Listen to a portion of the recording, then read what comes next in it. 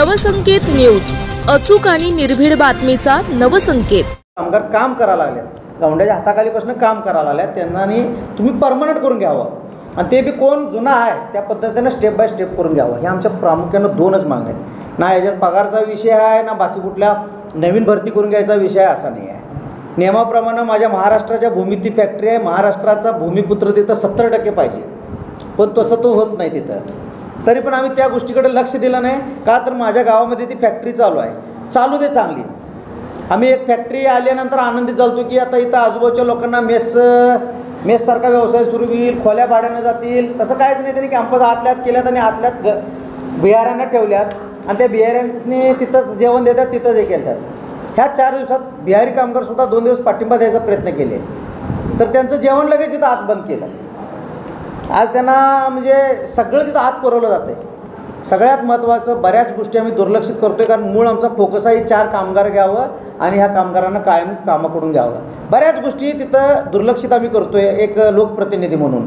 जसं बिहाऱ्यांचं प्रमाण तिथं 70 ते 80% आहे, तिथं लहान अल्पवयीन मुलं तिथं जास्त कामगार आहेत, अल्पवयीन काही लेडीज पण आहेत तिथं बिहारी। ह्या गोष्टीकडे आम्ही दुर्लक्ष करतो आहे। आम्हाला त्या गोष्टीत एवढंही नाही, आम्हाला ती आमच्या गावात फॅक्टरी चांगली चालावी आणि आमच्या ह्या लोकांना रोजगार मिळावा, मूळ उद्देश आमचा हा आहे। आणि मेहमानी साहेबांनी आणखीन एकदा, मी या पत्रकार परिषदेच्या माध्यमातून त्या मेहमानी साहेबांना सांगतो, मेहमानी साहेबांचा सकाळी माझा विषय झाला, कोर्टाची ऑर्डर त्यांनी आणखीन एकदा 2 वेळा नाही सोडून 10 वेळा वाचावं। कोर्टाची ऑर्डर काय आहे नेमकं, असं लोकशाहीमध्ये आंदोलन चिरडलं जाऊ शकत नाही आणि ते पोलिसांच्या माध्यमातून बिलकुल चिरडून चालणार नाही।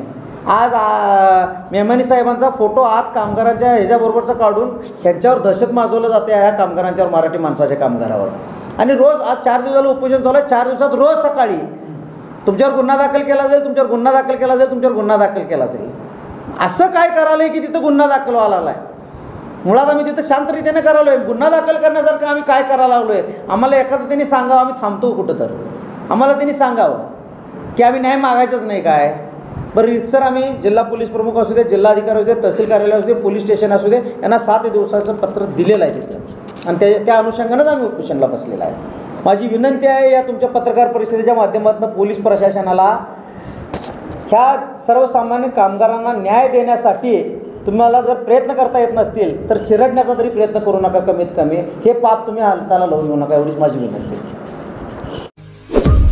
आपल्या परिसरातील महत्त्वाच्या बातम्या पाहण्यासाठी आमच्या नवसंकेत न्यूज चॅनलला यूट्यूबवर सबस्क्राईब करा आणि बेल आयकॉन प्रेस करा।